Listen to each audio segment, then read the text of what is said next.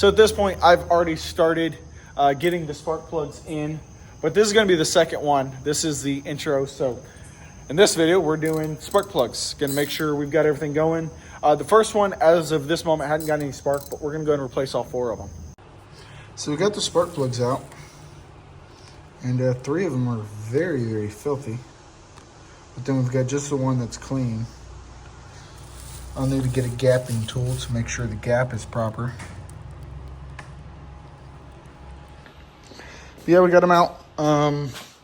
Used a 21 millimeter deep socket, and then I have a I think it was a 13/16 actual socket or spark plug socket, which I couldn't find one in stores. It's just an old Craftsman one, but got them out.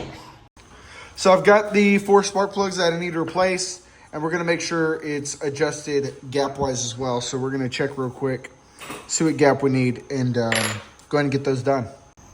So we're gonna work on taking out one of the spark plugs just so I can show you that I tested it. So we've got our, well, this is a 13/16. So we're using a little bit of standard here. And we're gonna go ahead and undo it. That was pretty easy. But we're gonna keep using this one. And the reason why is because of what's inside.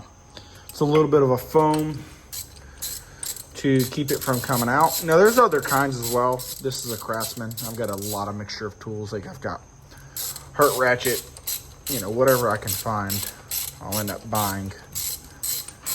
I try to stick with DeWalt, but DeWalt doesn't make everything available in stores. So we're gonna get this taken off, and we've got it out. So now you can see it. Trying to get it to focus a little bit. There we go. You can see it. This one's not entirely dirty.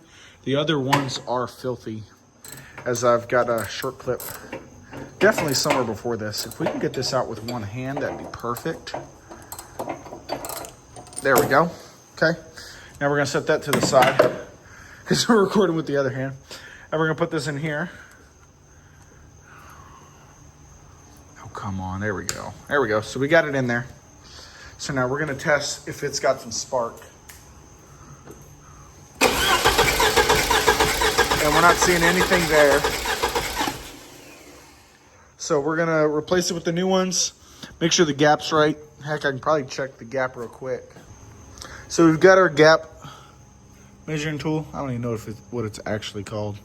We're gonna put it on the lowest side first and just kind of see where it stops.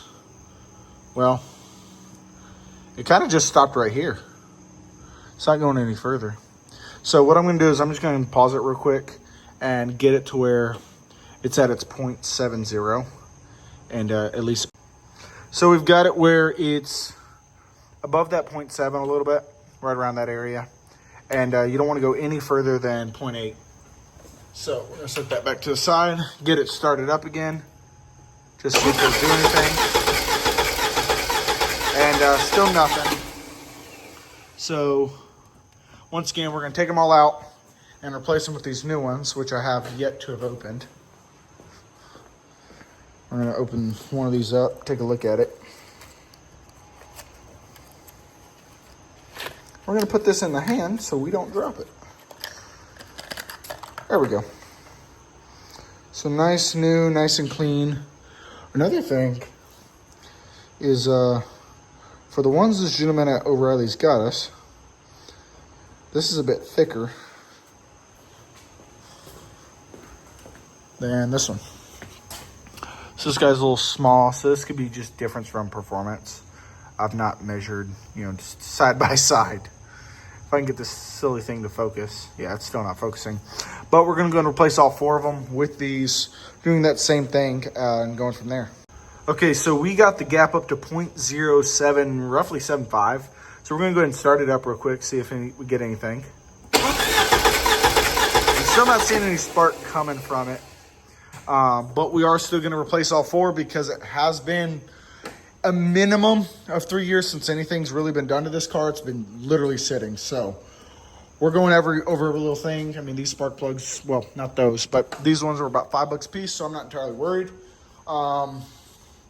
Plus, the more y'all watch this, the easier this is. So thank y'all. Let's go ahead and swap out the other 3 and go from there. Okay, so we just got the second one done. We're gonna work onto that third one, get that out, and get it going so we can hurry up and get this done. Okay, so we've got all 4 spark plugs replaced. We got all the old, nasty, crappy ones out. Anyway, let's go ahead and start it up and see if we got anything. Okay, so it sounds a little bit stronger, but still not turned over all the way. I mean, we've got a couple different things. We've got wires I've got to figure out. We have no brake fluid pressure. We also have a DME relay in here that I've got to figure out. And just a few other things. It does need an oil change, I mean, you can just tell. But from there on, we'll continue from there. So as you can tell, I am sweaty by this point. It is only 78 degrees out here, but still hot nonetheless. We got all 4, once again, of the spark plugs replaced. Hopefully in the next video, we're gonna get even closer. I've got a lot of the parts to do the oil change and bleed the brakes and stuff, so I can get that whole setup done. It's a few $100 job. But hopefully we can get it running here in the next couple of weeks. We shall see. But we're just kind of running through everything that I know of that could possibly be the issue as to why it won't run. One day we'll get it running, but that day is not today. I will see y'all on the next video.